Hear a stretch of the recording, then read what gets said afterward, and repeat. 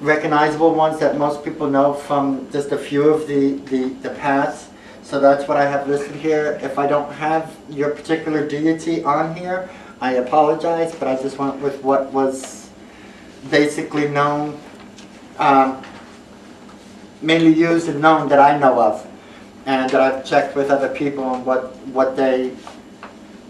who they would call in.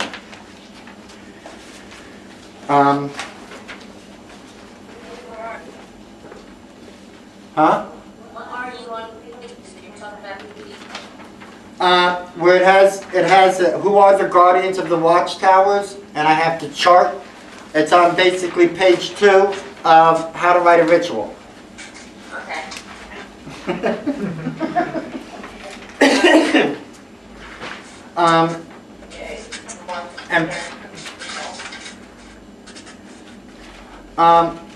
For the most part, on pages 3 and 4, we kind of sort of gone over that of what is an invocation and what the offerings are.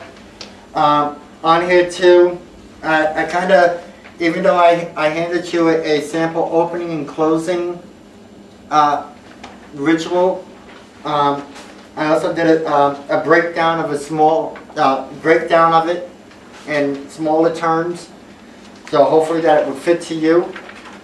I also had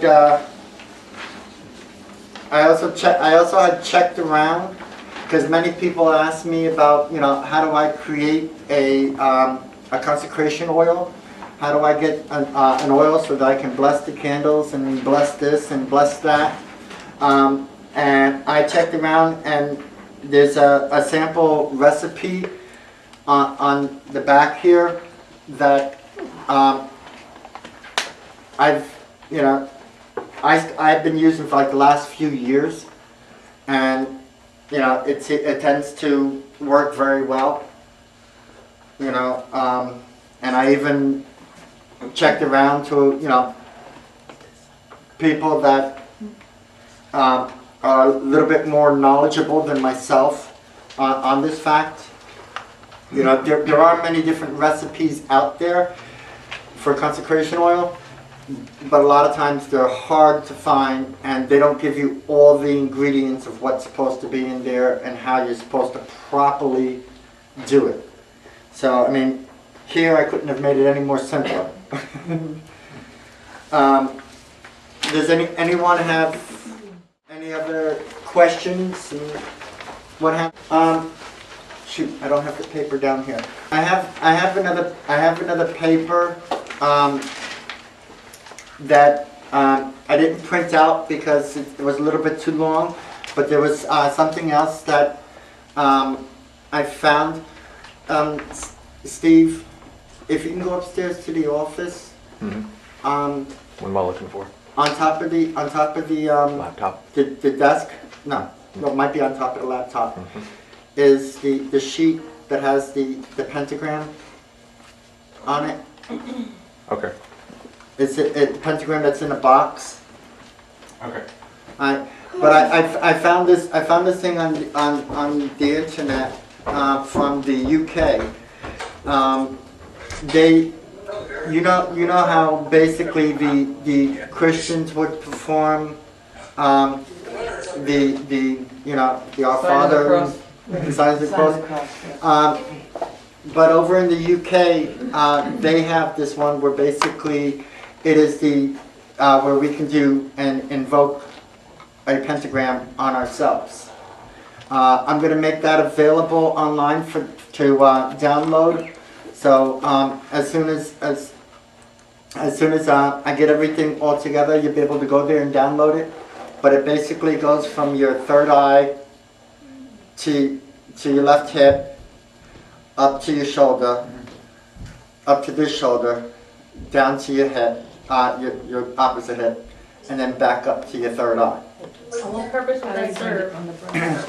On the form, it clearly states what it all is, but it's also a protection for yourself. I just thought it was very useful, and something that many people could use as well. Don't forget the altar box. Yeah. But they consider it, what I had done was consider a fire invocation, but it is a protection cross, and they also have one which is just going the opposite way, which is they consider that as the earth invocation of repelling. So that this way, if any negativity is coming to you, by invoking it in an earth aspect, you'd be repelling any negativity that is coming towards you. So I mean, I just thought that it was pretty cool, but it's simply called the ritual of the pentagram. And I just thought it was very interesting. I like to pass, whenever I can, I like to pass on information that I find and what other people pass on to me. Also, too, I also forgot to mention, a lot of times, most of us do some traveling, and well, we can't always take our altar with us, but we can always have a box that we can bring with us that does go through customs, even if it is in your suitcase. This is Colleen and Paul's who are upstairs, but they have their altar tile, which can be